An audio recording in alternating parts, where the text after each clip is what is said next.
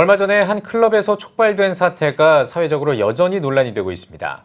분별 없이 왜곡된 성 가치관이 사회적으로 큰 충격을 주고 있는데요. 성 문제, 교회 안에서도 바로 알고 바로 알려야 한다는 목소리가 높습니다. 박세현 기자가 취재했습니다. 한 클럽에서 벌어진 폭행으로부터 시작된 사태. 불법의 집합이라 불릴 만큼 눈덩이처럼 커진 사태는 해결될 줄 모르고 그 파장이 커져만 가고 있습니다. 이 중 가장 논란이 되고 있는 부분은 성에 관련된 문제. 성관계 동영상 유포와 성매매 등 성적 윤리가 무너진 모습 가운데 국민들은 충격에 빠져 있습니다. 전문가들은 교회 안에도 이러한 성적인 문제로 어려움을 겪는 사람들이 많다고 지적합니다.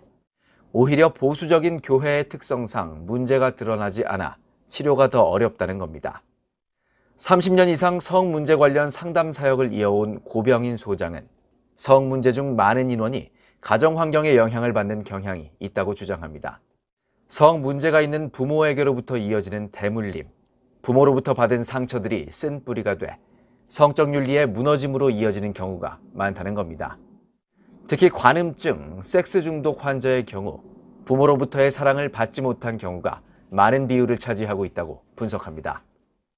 나쁜 가정 환경에서 자란 사람들이 중독으로 들어갑니다. 전부 외로운 사람들이고 충동적인 사람들이죠. 그러면 그 외롭다라는 것 또 충동적이라는 얘기는 결국에 상처거든요. 상처 치유가 회복되지 않은 이들이 교회에 옵니다.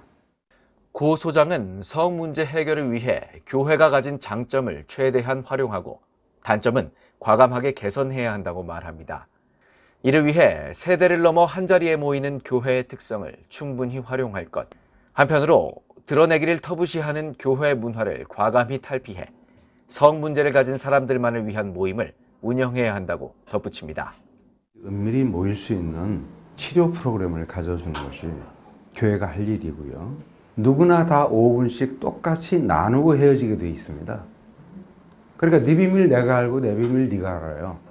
그러니까 거기서 뭐냐면 서로 비밀을 발설할 수 없는 목약이 거기서 형성이 되고 친밀감이 형성이 돼요.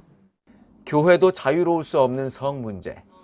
위기를 인지하고 회복함에 있어 적극적인 노력과 대처가 필요하다는 목소리입니다. CTS 뉴스 박세현입니다.